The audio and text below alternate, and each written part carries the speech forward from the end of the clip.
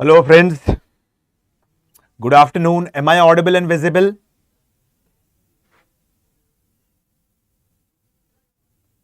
Yes, guys. Am I audible and visible? Somebody please ping me so that I can begin with today's session of Malwa Sultanate.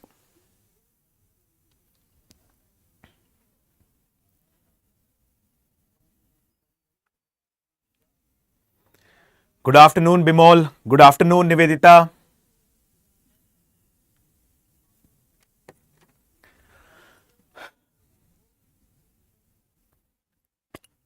Okay, guys. So, hello, everyone. Hi, this is Alok Ojha. Welcome to StudyIQ IAS English. And we are going through the series of medieval Indian history, wherein I have tried to cover different kingdoms of Delhi Sultanate.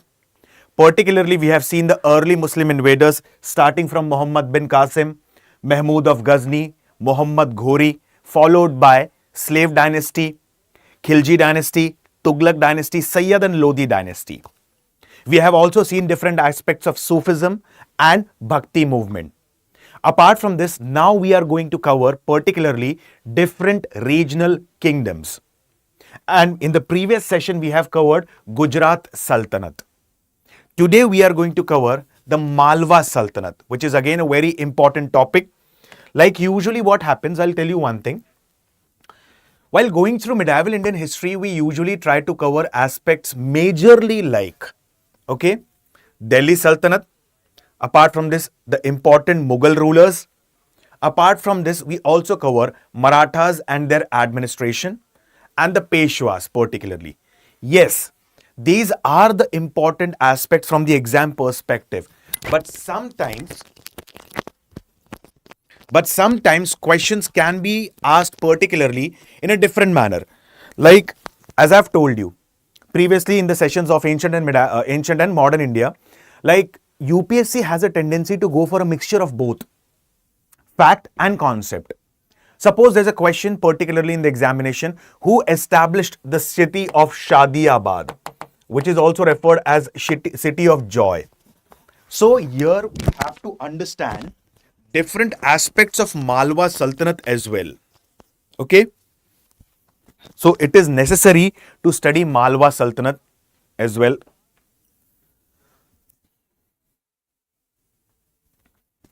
Okay. So now let's understand. Just a second, guys. Just a second. Just hold on for a second.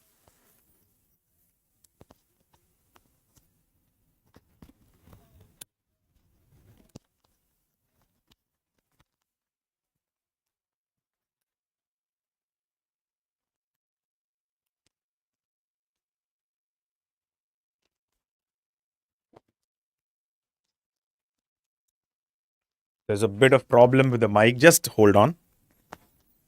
Okay. Now, without wasting any more time, let's focus on the Malwa Sultanate. Okay. Now, why Malwa is important? I have told you n number of times about this. And I've also talked about Gujarat. Like we have seen the Gujarat particularly, that Gujarat being a coastal state, it was very important from the perspective of trade. Similarly was the Malwa. Now, what is the strategic importance of Malwa? First of all, the black soil of Malwa is quite fertile. The climate of Malwa is quite conducive for agriculture. The trade in the region of Malwa was very vibrant. Apart from this, Malwa acts as a bridge between north and south. Now, what is the specific location of Malwa? Malwa particularly, it covers western and southwestern part of Madhya Pradesh. Like geographically, Madhya Pradesh is divided into 3 to 4 important parts. The northern part is referred as Bundelkhand and Chambal. Southern part, which includes the region of Khandwa, Burhanpur, is referred as Nimad. The eastern part is referred as Baghelkhand. On the other hand, the western part, Dhar, Indore, Ujjain, Mandu, is referred as Malwa. And Malwa opens the door of South India. And we have seen that right from the strategic importance of the Malwa, right from the time of Alauddin Khilji.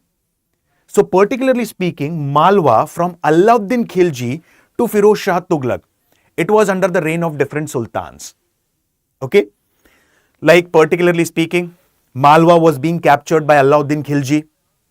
After that, after Alauddin Khilji, there was another important dynasty, that was Tughlaq dynasty. It was under Ghiyasuddin Tughlaq, followed by Juna Khan, also referred as Fakhruddin Malik Juna Khan. Then it came under one of the reformer whose name was Firoz Shah Tughlaq. But after the decline of the power of Firoz Shah Tughlaq, what happened? Particularly, Delhi Sultanate started disintegrating. And when Delhi Sultanate started disintegrating, what happened? Just a second. So, when Delhi Sultanate, it started disintegrating, what happened further? This was seen as an opportunity by many of the local governors. Okay, pay attention carefully. By many of the local governors. Now, after Firoz Shah Tughlaq, there were many weak successors. And seeing this as an opportunity, Timur Khan, he attacked India. His major purpose was to plunder India, and he plundered the region around Delhi for next 2 to 3 days. At that time, governor of Multan was Khizr Khan. And Khizr Khan, he was chosen as one of the successors of Timur in India, who laid down the foundation of an independent dynasty in the form of Sayyid dynasty. If you remember, we have studied about Khizr Khan in quite depth and detail. I have told you this person, although he laid the foundation of independent dynasty, but he never assumed the title of Sultan. In fact, Khizr Khan assumed the title Rayat-e-Ala. He never assumed the title of Sultan. He read khutbah in the name of Timur. After death of Timur, his son Shah Rukh succeeded. This person, Khizr Khan, read the khutbah in the name of Shah Rukh. So particularly speaking, after the decline of Tughlaq dynasty and arrival of Timur, there was a complete chaotic situation in the major part of northern India. And this was seen as an opportunity by one of the nobles in the court of Firoz Shah Tughlaq. And that noble was Dilawar Khan Ghori. He was one of the nobles who was taking care of the administration, particularly in the region of Dhar, which is a part of Malwa. And he declared himself as independent. He shifted his base from the region of Dhar to the region of Mandu. Mandu is also referred as Shadiabad, the city of joy. And many historians believe that Dilawar Khan Ghori, he was being succeeded by one of his sons whose name was Hosang Shah. In fact, Hosang Shah was a title adopted by his son. His actual name was something different. His name was Malik Sanjar. Later on, he was given the title of Alp Khan and so on. So what happened? As per many historians, very simple words, Dilawar Khan Ghori, who was one of the nobles in the court of Firoz Shah Tughlaq, he declared himself as independent and established an independent dynasty in the region of Malwa. He shifted the base of his activities from Dhar to Mandu. Okay, from Dhar to Mandu, he shifted the base of his activity, and Mandu was of very strategic importance. So now he was being succeeded by his son, whose name was Hosang Shah. So let's understand about the things in step-by-step manner. Session won't be much lengthier, but it is quite important, particularly for understanding the cultural history of that region. Okay, so stick in the video till the end. Now pay attention further. Hosang Shah. Hosang basically means preserver of culture, preserver of customs and traditions. So how did this person Alp Khan or Malik Sanjar, he became Hosang Shah? Now many historians have one belief, that Dilawar Khan Ghori, who laid the foundation of Malwa Sultanate, was killed by his own son, whose name was Hosang Shah. Okay, now their neighboring kingdom was Gujarat, and the Gujarat ruler at that time was Muzaffar Shah, who believed that if Hosang Shah, he can kill his father just for the sake of the throne. He was so greedy for the throne that he can kill his father. He can anytime attack the region of Gujarat. So at this point of time, Malwa is not in safe hands right now. So what did he do? This person, Muzaffar Shah, the ruler of Gujarat, he attacked the new ruler, Hosang Shah. After attacking Hosang Shah, it is believed that this person was imprisoned for the next 5 to 6 months. And later on, Hosang Shah pleaded in front of Muzaffar Shah. He apologized for the mistakes that he did and he promised that he won't be attacking the region of Gujarat Sultanate. And finally, this person, Hosang Shah, was led free by the Gujarat Sultanate ruler, Muzaffar Shah. Okay? So how this person, Alp Khan, he became Hosang Shah. Now, the actual name of Alp Khan was particularly Junaid Khan. Okay, he is also referred as Malik Sanjar. And Malik Sanjar or Junaid Khan, he was married to one of the sisters of Alauddin Khilji. And Alauddin Khilji gave the title of Alp Khan to Junaid Khan. Alp basically means the powerful Khan. And when he killed his father and sat on the throne of Malwa Sultanate, this person gave himself the title of Hoshang, that is preserver of culture, customs, rituals and traditions. So this is how Junaid Khan or Malik Sanjar or Alp Khan, he became Hoshang Shah. Please do not get confused. He is the same person. Same person. These are not different personalities. Okay? Shall I repeat the point? Yes, did you understand or shall I repeat the point?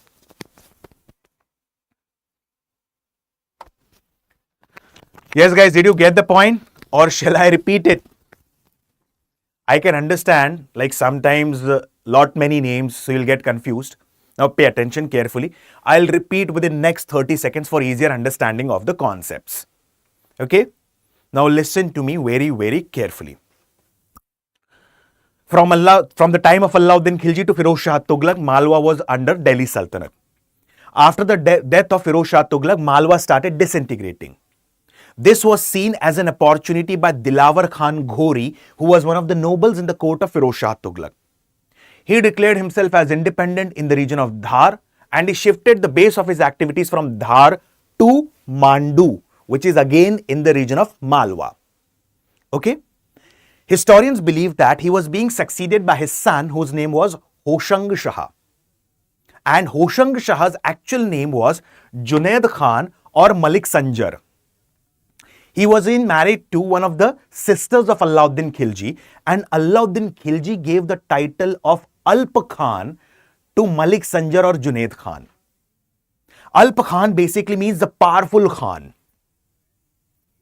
Got it? Now, as per many historians, Hoshang Shah sat on the throne by killing his father, Dilawar Khan Ghori. And at that time, the Gujarat Sultanate ruler, Muzaffar Shah, imprisoned Hoshang Shah. Why? Because he believed that if this person can kill his father for the throne, anytime he can attack the Gujarat Sultanate. So he was being imprisoned for the next 5 to 6 months and he promised that he won't be attacking Gujarat Sultanate. Okay? Now moving further. Now, this person, it is believed that diplomatically he got many elephants from the region of Odisha, also referred as the region of Utkal. Okay, particularly in the eastern part of India.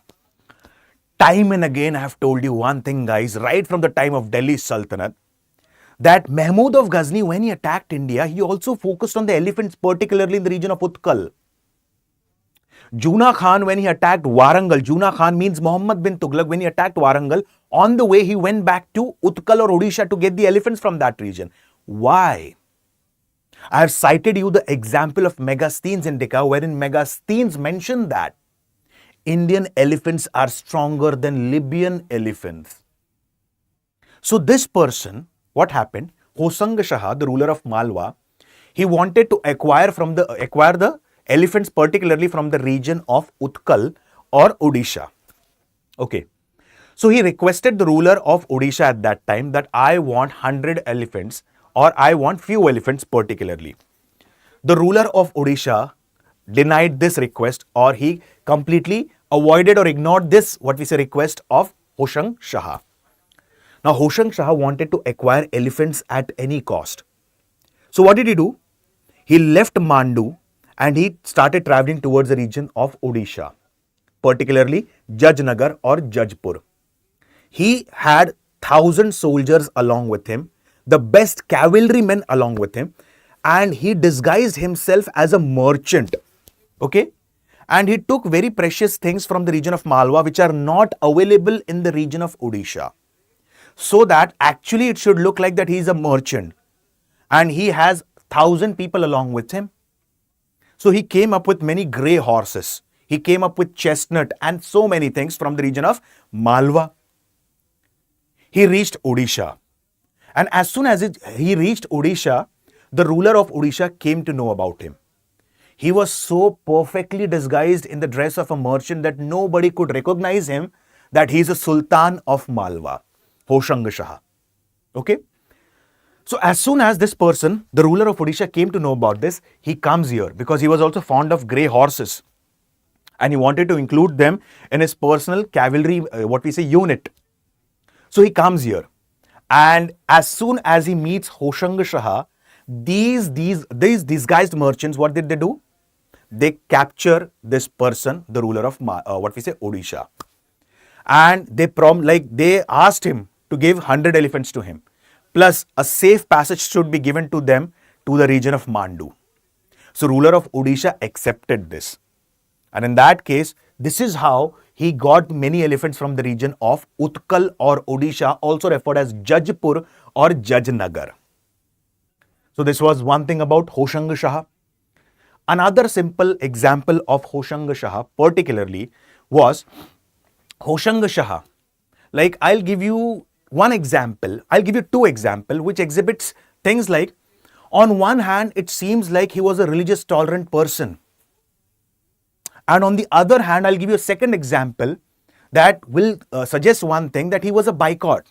Simple words, he was a fundamentalistic follower of Islam. How do we come to know about this? I'll give you two examples. As I've told you, he adopted the title Hoshang, which means preserver and protector of the culture. Okay? And it is believed that he gave many liberal donations to the Jain monks. Apart from this, there were many Rajputs who were allowed to come in the region of Malwa and settle down in the region of Malwa. In fact, Nardev Soni, okay, he was one of the treasury superintendent during the time of Hoshang Shah. This simply exemplifies the liberal attitude of Hoshang Shah. But on the other hand, I'll give you a second example. Like, second example is, you might have heard about one of the famous rulers of Parmar dynasty, Raja Bhoj. You might have heard about Raja Bhoj. Raja Bhoj, he was the ruler of Parmar dynasty. And he had established many cities. One of the famous cities right now is capital of Madhya Pradesh, that is Bhopal. So Raja Bhoj, he had established particularly the city of Bhopal, also referred as Bhojpal initially. Okay. So Raja Bhoj, he had constructed 3 earthen dams at that time, particularly to help out the peasants and cultivators in this region to overcome the situation of drought or famine. And on the banks of these reservoirs, he had constructed a famous temple dedicated to Lord Shiva, which is referred as Bhojeshwar temple. This person, Hoshang Shah, he destroyed all the 3 earthen dams created by Parmar dynasty ruler Raja Bhoj. Apart from this, many believe that he also destroyed the famous Bhojeshwar temple located on the banks of these earthen banks. So historians have a dissenting opinion about the personality of Hoshang Shah. On one side, we see the liberal attitude of this person. On the other side, we see that he is destroying the temples and following the policy of Shikhan, that is spread of Islam and destroyer of temples. Okay? Now, he shifted the cap, as I've told you. His father Dilawar Khan Ghori created Mandu as the base. I did not say Dilawar Khan Ghori created Mandu as its capital. But this person, Hoshang Shah, it is believed that he created, he established Mandu as the capital of Malwa Sultanate. Why? Mandu, it's a very beautiful place.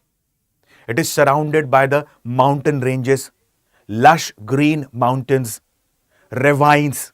It also provides strategic importance, and it is a perfect place for a construction of temple. Sorry, it is a perfect place for a construction of a fort, so that one can protect himself from his enemies. So he shifted the capital from Dhar to Mandu. And he referred Mandu as Shadiabad. Shadiabad basically means city of joy. A direct question can crop up in the examination. What is the meaning of the word Shadiabad? Simple words, city of joy. Who renamed the city of Mandu as Shadiabad?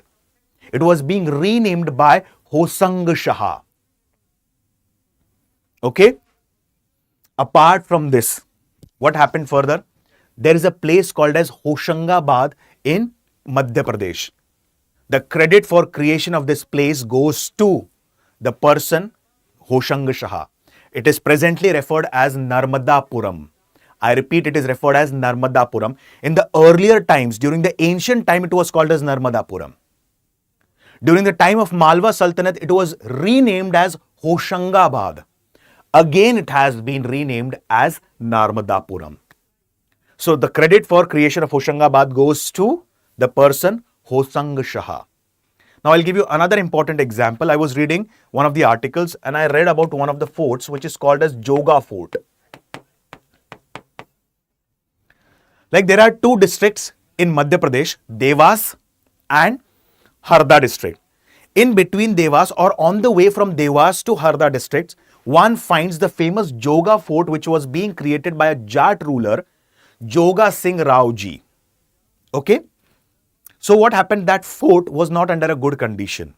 Hosang Shah, he also captured the fort of Joga, located between Devas and Harda, and he repaired that fort.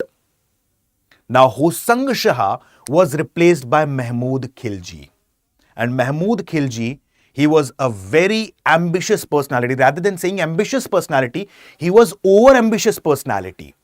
So this is majorly about Hoshang Shah. Hope you understood every aspect of this. Any question, any query, any doubt, please feel free to ask. Yes?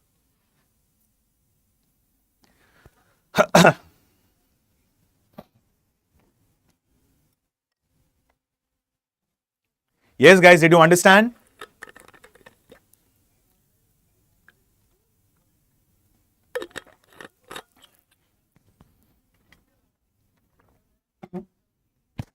Is that clear? Shall I move further? Because I'm going to speak about important battles now. Particularly 1437 Battle of Sarangpur between Rana Kumbha of Mewar and Mahmud Khilji. Is it clear till here? Okay, thank you. So who created the city? Okay, Bimol, shall I summarize? Okay, I'll summarize the aspects. Just listen to me very carefully. Within next 30 seconds, I'll summarize entire Hoshang Shah. After disintegration of Tughlaq dynasty, Dilawar Khan Ghori declared himself as independent. He established Malwa Sultanate. He was succeeded by his son Hoshang Shah. Hoshang Shah, his actual name was Junaid Khan or Sanjar Malik or Alp Khan. In fact, the title of Alp Khan was given to him by Alauddin Khilji. Hoshang Shah, it is said that he established a city of Hoshangabad, presently referred as Narmadapuram. He had a liberal attitude towards all the religions. Like Nardev Soni was one of the treasurers. Like there were many Rajputs who were allowed to settle in the region of Malwa. Apart from this, on the other hand, I have given you the second example that Bhojeshwar Mahadev temple was being destroyed by this person, Hoshang Shah.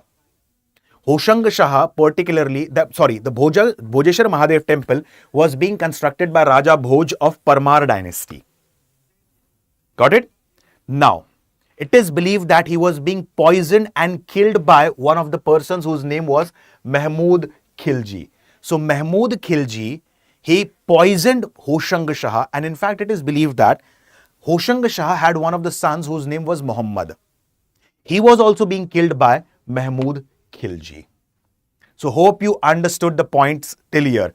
I have summarized the thing, Bimol. Now is it clear? Yes.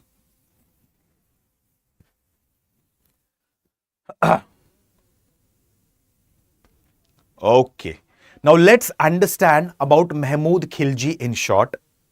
Now we'll also understand about the structure of Vijay's thumb created by Rana Kumbha. Why there was a battle fought between Mahmud Khilji and Rana Kumbha of Mewar. Okay. Particularly Rana Kumbha was the ruler of Sisodia dynasty. So who was Rana Kumbha ji? Why he fought battle with Mahmud Khilji? Let's understand in a very simplistic format. Okay? Listen to me very carefully. Sisodia dynasty ruled over the region of Mewar. And Sisodia dynasty is also referred as Guhila dynasty. Sisodia dynasty has seen brave Rajput warriors like Rana Kumbhaji, in the coming years Rana Sangaji, Rana Maharana Pratap ji, Amar Singh ji, son of Maharana Pratap ji. So Sisodia dynasty has seen many Rajput rulers who were full of valor and courage. One such ruler of Sisodia dynasty was Rana Mokal. Please understand this concept because it's a very important thing that I'm trying to explain. Why Mahmud Khilji developed animosity with Rana Kumbhaji of Mewar. So pay attention carefully. Rana Mokal, he was one of the rulers of Sisodia dynasty, particularly ruling in the Mewar region of Rajasthan. Now, an assassination attempt had been done on Rana Mokal ji. Okay? So, Rana Mokal ji, he was being assassinated. And one of the major role in the assassination of Rana Mokal ji was being played by Mahapa Pawar. He was one of the courtiers. He played a very major role in assassination of Rana Mokal ji. Now, Rana Mokal ji passed away. And he was being succeeded by Rana Kumbhaji. Okay? Now what happened? Rana Kumbhaji wanted to punish this person, Mahapa Pawar, at any cost. Now what happened at this time? Mahapa Pawar, he had fled from the region of Mewar. And where was he hiding? He was hiding in the region of Malwa. Who had given him the asylum? He was being given asylum by Mahmud Khilji. And Rana Kumbhaji, he came to know about this. And when Rana Kumbhaji came to know about this, he asked this person, Mahmud Khilji, please give ask Mahapa Pawar to surrender to me. In that case, Mahmud Khilji denied. And he said that I personally had the intention to give Mahapa Pawar the asylum.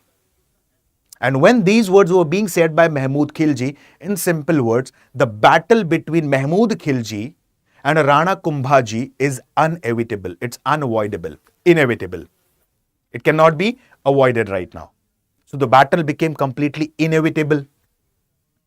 Now, in 1437, Battle of Sarangpur was fought. Sarangpur is located in Madhya Pradesh presently. It is located in Rajkot district of Madhya Pradesh. Okay? And in this battle, the combined force of whom? Mahmud Khilji and Mahapa Pawar, they were being defeated by Rana Kumbhaji. And this person, whose name was Mahapa Pawar, he fled away from the battlefield. He fled away to the region of Gujarat. Okay? And this person, Mahmud Khilji, he was being taken into captivation by Rana Kumbhaji and imprisoned for the next 6 months. It is believed that after the victory in what we say Battle of Sarangpur, Rana Kumbhaji, he constructed Vijay Stambh at Chittorgarh. Okay? And it is said that the ruler of Gujarat, the Sultan of Gujarat, whose name was Ahmad Shah, he also supported Rana Kumbhaji. In fact, the Sultan of Delhi and the Sultan of Gujarat gave the title Hindu Suratran, that is Hindu Sultan, to Rana Kumbhaji. And this is nothing but Battle of Sarangpur, which was fought between Rana Kumbhaji and Mahmud Khilji. Clear? I'll repeat the battle again. Okay, please do not get confused. Please do not get confused. I'll speak about the three series of battle, that is Battle of Sarangpur, Battle of Mandavgarh, also referred as Battle of Banas. Now pay attention carefully. Sisodia dynasty or Guhila dynasty ruled over the region of Mewar. I'm going in a step-by-step manner for easier understanding of the concept. Okay. So Sisodia dynasty or Guhila dynasty ruled over the region of Mewar, and it saw brave warriors in the form of Rana Kumbhaji, who is also credited with creation of Kumbhalgarh fort. In the coming years, Rana Sangaji, Maharana Pratapji, Amar Singhji, and so many others. Now, there was one ruler whose name was Rana Mokalji. So he was being assassinated. And the major role in the assassination of Rana Mokalji was being played by Mahapa Pawar. After Rana Mokalji, Rana Kumbhaji sat on the throne of Mewar. At any cost, under any condition, he wanted to take revenge from Mahapa Pawar, and he was hiding. Where? He was hiding in the region of Malwa. He was being given asylum by whom? Mahmud Khilji. And so Rana Kumbhaji, he asked Mahmud Khilji to surrender Mahapa Pawar. He denied. Battle becomes inevitable, unavoidable in that case. So the Battle of Sarangpur was fought in 1437 between Rana Kumbhaji and Mahmud Khilji, in which this person, Mahapa Pawar, he fled away from the battlefield. He fled away to the region of Gujarat. And Mahmud Khilji was being imprisoned. He was being captured and he was being imprisoned for the next 6 months. Due to the victory in the Battle of Sarangpur, Vijay Stambh was being created at Chittorgarh by Rana Kumbhaji. He was given the title of Hindu Suratran by whom? Ahmad Shah, the ruler of Gujarat, and Muhammad Shah, the ruler of Delhi. Clear till here now? Shall I move further? Now let's move ahead. Now, Battle of Mandalgarh and Battle of Banas, it is actually a series of 2 to 3 battles which was fought between Mahmud Khilji and Rana Kumbhaji, in which all the battles Mahmud Khilji, he lost. He had to face an insulting and a humiliating defeat. And this series of battle was fought between 1442 to 1446. Okay? Now, as I've told you, in Battle of Sarangpur, Rana Kumbhaji, he had imprisoned Mahmud Khilji for the next 6 months. Okay? After this, he was being released.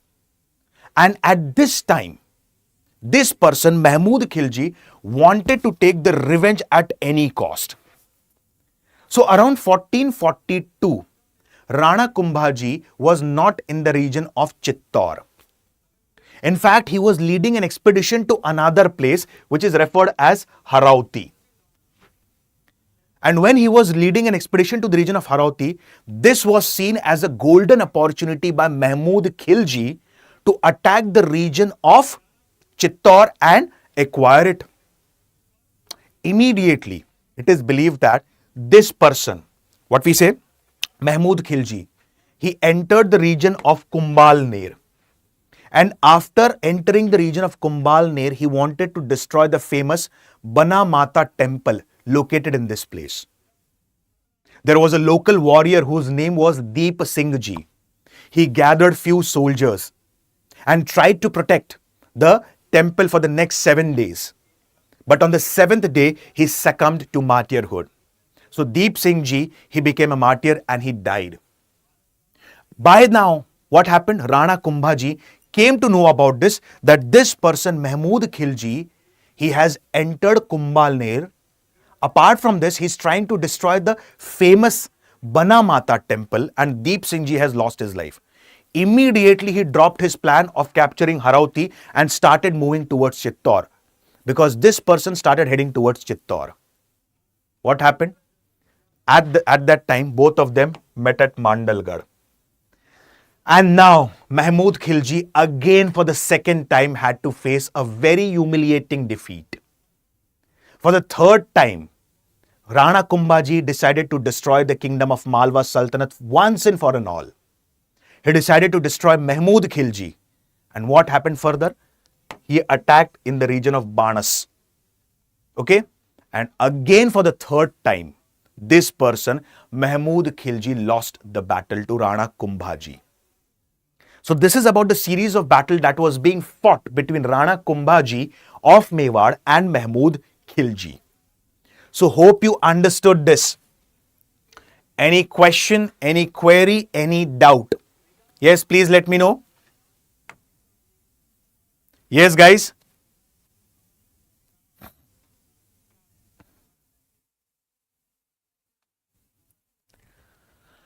Okay. Now let's understand in short about another important ruler whose name is Ghiyasuddin. So Dilawar Khan Ghori, he was the founder of Malwa Sultanate. He was being succeeded by his son, whose name was Hoshang Shah. Hoshang Shah, he was being replaced by Mahmud Khilji. After Mahmud Khilji comes his elder son, whose name was Ghiyasuddin Shah. Ghiyasuddin Shah, he was hardly interested in the administration. Hardly interested in the administration. Okay? It is believed that he had constructed the famous Jahaz Mahal in Mandu. And it is also said that Jahaz Mahal was a kind of like, it was a place where he was just involved in wine, merrymaking, and so on. He hardly cared about the administration at that time. And so what happened? Again for the, what we say, next time in 1473, a battle was fought between Rana Raimal of Chittor and Ghiyasuddin, in which Ghiyasuddin again had to face a humiliating defeat. Who was Rana Raimal? Now pay attention carefully. We had seen Rana Mokal. Rana Mokalji, he was being succeeded by his son, Rana Kumbhaji. And Rana Kumbhaji was succeeded by his younger son, whose name was Rana Raimalji. Okay? I repeat, Rana Kumbha's younger son was Rana Raimalji. Okay? So what happened? Rana Kumbhaji had defeated father of Ghiyasuddin, whose name was Mahmud Khilji. And Rana Raimalji, the younger son of Rana Kumbhaji, he has defeated Ghiyasuddin Shah, who is the son of Mahmud Khilji. So Ghiyasuddin Shah was also being defeated in the Chittor, particularly in battle of Sangra, He was again defeated particularly in the battle of Sarangapur, which is located in MP, Rajgarh district. So it was in 1473. Clear, guys? Now moving ahead. Now comes a complete game wherein Malwa Sultanate is going to end. How? Ghiyasuddin was succeeded by Mahmud Shah II. Now Mahmud Shah II, the entire region of Mandu, it was being attacked by the ruler of Gujarat, whose name was Bahadur Shah. Okay? So Bahadur Shah, what happened particularly? He attacked the region of Mandu. After attacking the region of Mandu, he acquired it from Mahmud Shah II. Okay? Now, Bahadur, this region of Mandu was later on taken by Mughal emperor whose name was Humayun. Getting the points clear? Ghiyasuddin was succeeded by Mahmud Shah II. Please do not get confused. Now, after Mahmud Shah II, what happened? The neighboring kingdom was Gujarat. Its Sultan Bahadur Shah, he acquired the region of Malwa, particularly Mandu, from Mahmud Shah II. Now, the ruler of Gujarat was being attacked by Mughal Emperor Humayun. So what happened? Now Mandu, it goes back in the hands of Humayun. So by that time, what happened? Humayun's power started declining. And when Humayun's power started declining, there was another person whose name was Qadir Shah. He again acquired it from Humayun. Okay? So Qadir Shah, he became the new ruler of Malwa. And finally, what happened? Qadir Shah, after that, it went in the hands of Sher Shah Suri. Now, Sher Shah Suri, he established another important governor whose name was Sujat Khan. And Sujat Khan was replaced by the last ruler, Baz Bahadur. I will repeat. Please do not get confused. I'll tell you the entire hierarchy, entire chronology. Please have a pen and paper along with you. It's just a small request so that you can just remember the terminologies and the chronology. Okay. We have seen Dilawar Khan Ghori. He was the founder, succeeded by his son Hoshang Shah, succeeded by Mahmud Khilji. Mahmud Khilji was succeeded by his son, whose name was Ghiyasuddin Shah. Now, after Ghiyasuddin Shah sat on the throne, Mahmud Shah too. Now, from here onwards, it is a bit confusing, but just try to remember. Mahmud Shah too sat on the throne. As soon as Mahmud Shah too, he sat on the throne, this region was being captured by ruler of Gujarat, whose name was Bahadur Shah. So now, Mandu is in the hands of Gujarat. That is Bahadur Shah. Now, Mughal Emperor Humayun, he attacked the region of Mandu. So, region of Mandu is now under Humayun. The power of Mughals started declining under Humayun. Okay? So, what happened? This was seen as an opportunity by another person whose name was Qadir Shah. So, it was under Qadir Shah now. Getting the points? Please do not get confused. Mahmud, after Mahmud Bahadur Shah, ruler of Gujarat. After that, what we say? Humayun, the Mughal emperor. Then Qadir Shah. Then Sher Shah Suri, the ruler of Sur dynasty. And finally, Sher Shah Suri, he appointed Shujat Khan as the governor of Mandu. But again from him, it was being taken by Baz Bahadur, who is considered as the last ruler of Malwa.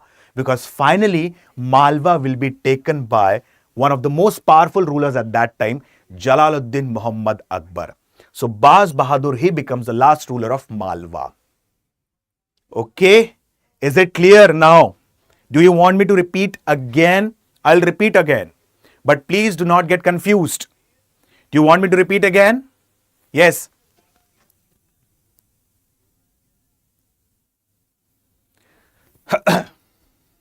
I can understand so many names, but just remember the important ones. Okay. See, many a times students ask me a question. They usually send me a message on Telegram. Sir, is it necessary to remember all the names? I'll suggest you, no. Frankly speaking, no. But why do I tell you these names? Because whenever I associate these names particularly with a story, what happens? Even though you do not remember the name, you remember the story. And in the examination, you can use the elimination technique for that sake. Correct? So, hope you understood this. Okay? Now, let's move ahead with the last ruler, Baz Bahadur. Now, Baz Bahadur has a beautiful love story. And he has a love story with a shepherdess whose name was Roopmati. Okay? Now, it is believed that the love story of Baz Bahadur and Rani Roopmati is a very famous love story. Once upon a time, this person, Baz Bahadur, goes into the jungles for hunting. And when he goes into the jungles for hunting, he hears a very beautiful voice. And he started walking in the direction of the voice. He hears the voice of a flute being played. Okay. So he started walking in the direction of that voice. And when he reached a particular place, he saw a beautiful shepherdess. She was playing the flute. And she was so beautiful that this person, Baz Bahadur, proposed her for marriage. And this lady, Rani Roopmati, she was like, I'm a normal shepherdess. You are the sultan. You are the king. How can I marry you? So Baz Bahadur said, it's completely your discretion. But in that case, I would love to marry you. So she said that I will marry you, but under only one condition. And that is that I want to see river Narmada in front of my palace. It is said that Baz Bahadur, he constructed Riva Kund in the palace. A Riva Kund is a very famous place. And in that case, it was just in the front of Rani Roopmati's palace, and the water was channelized from the river, okay, to the palace of Rani Roopmati. Now comes the time of Akbar. And Akbar, he followed the policy of expansionism. He conquered the region of Gujarat, he conquered the region of Gondwana by what we say defeating Rani Durgavati.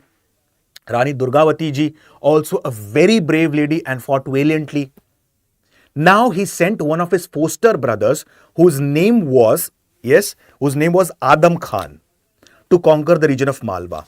In fact, many historians believe that Adam Khan coveted upon Rani Roopmati.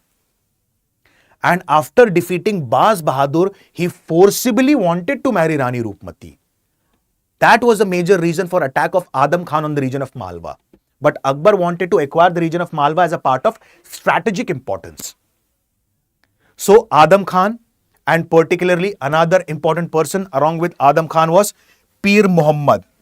Both of them attacked the region of Malwa. Baz Bahadur, he fled away from the battlefield. And Adam Khan wanted to acquire Rani Roopmati at any cost. At that time, many historians do believe that Rani Roopmati ji consumed poison and she died.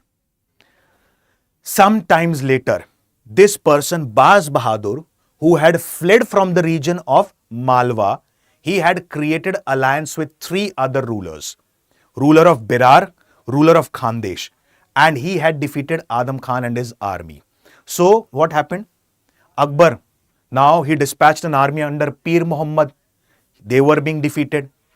What happened after that? Pir Muhammad, he dispatched again another unit under under Abdullah. So finally, it is said that Baz Bahadur lost the battle. And later on, many historians also believe that Baz Bahadur was made as a Mansabdar in the court of Akbar. So this was about the last ruler of the Malwa Sultanate, Baz Bahadur, who is quite famous for his love story with a shepherdess, Rani Roopmati ji. Okay? So hope you understood about the important rulers of Malwa Sultanate. If you have any doubt, please ask me, I'll again explain. Is it clear? Yes, guys. Now we'll go for a bit of factual part.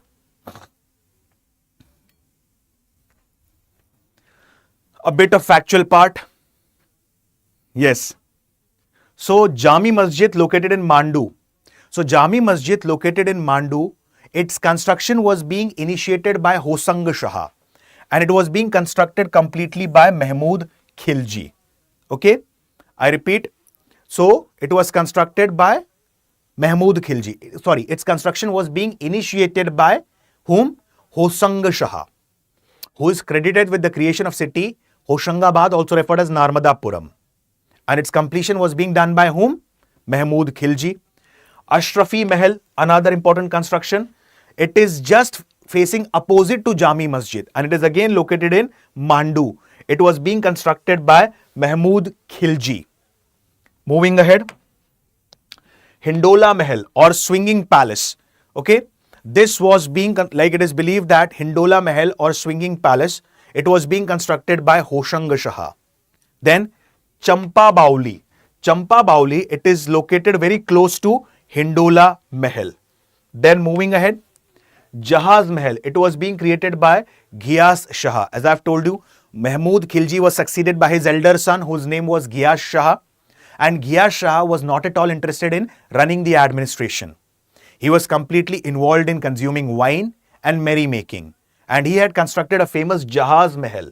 So Jahaz Mahal, it is located in Mandu, credited to Ghiyas Shah. Hoshang Shah's tomb is made of marble. It is the first marble architecture of medieval period. And it became a template for the construction of Taj Mahal. So please remember, Hoshang Shah's tomb located in Mandu particularly is the first marble architecture of medieval period. Okay. So this is majorly about the constructions laid down by the Malwa Sultanate rulers. Hope the point is clear, guys. Did you understand things? Did you understand the battles, series of battle fought between Mahmud Khilji and Rana Kumbhaji of Mewar? Because Battle of Sarangapur, Battle of Mandalgarh and Battle of Banas, all three battles are important, and the most crucial one was Battle of Sarangapur. Hope you understood them. Okay guys? So, before I end, Guru Kripa sale is going on. Like on 10th of July this year, we had what? Guru Purnima. And as a part of this, StudyIQ IAS English has come up with the Guru Kripa sale. Okay? Here, resolution GS Foundation batch P2I, July. Okay? It's a complete English medium batch which will cater to the needs of students, particularly from southern part of India and northeastern India. Now the question arises many a times, sir, is it necessary particularly that we can go for self-study, or shall we join any particular online or an offline coaching? See guys, it's completely your discretion. Okay, it's your decision guys. But the most important aspect, what I personally feel here is, during the preparation, right direction is more important. Correct? Like, I'll give you a very small example. A person, he was a very healthy person and he landed at a station. And he asked rickshaw puller, how much money will you take? He said, I'll take 50-100 rupees. He said, no, it's just, the temple is just 500 meters away. I'll go by walking. He said, as you wish. So he goes like rickshaw wala, he started chasing him. So he says, like, now you can sit in the rickshaw. He said, how much will you take now? Already I have crossed the halfway. He said, I'll take rupees 100. He said, like on the station you said rupees 50. Now you're saying rupees 100. He said, you're walking in the wrong direction. So here what happens usually, specifically Guru gives you a direction. It completely depends upon you how to follow that direction. So as a part of this Guru Kripa sale, particularly for 2027, 2026 and 2028, you can check the website. Okay. Resolution P2I batch has been initiated and the fees are very minimal, 32,999. And the sale will end tomorrow, 15th of July. And you can see the code that is flashing on your screen, Alok Live. So to get the benefits of this code, okay, so to get the benefits of this, batch, you can use my code Alok Live, which is flashing on your screen. Again, many of the aspirants have a question. What is a batch timing? How much time will it take to cover the syllabus? Will you cover the CSAT? Is there a test series included? Yes, prelims and mains test series included. Complete coverage of CSAT, complete coverage of current affairs, which also includes government magazines like Ojha and Kurukshetra. So all these are the key benefits. Once you visit the website of StudyIQ, you will get everything in detail. You'll get to know 1,000+ hours of live and recorded classes. So guys, you can use the code Alok Live, wherein I'll be directly mentoring you. I'll be guiding you in your answer writing and so on. So with this, I'll stop my words for the day. See you guys tomorrow. Thank you and have a wonderful day. Bye-bye.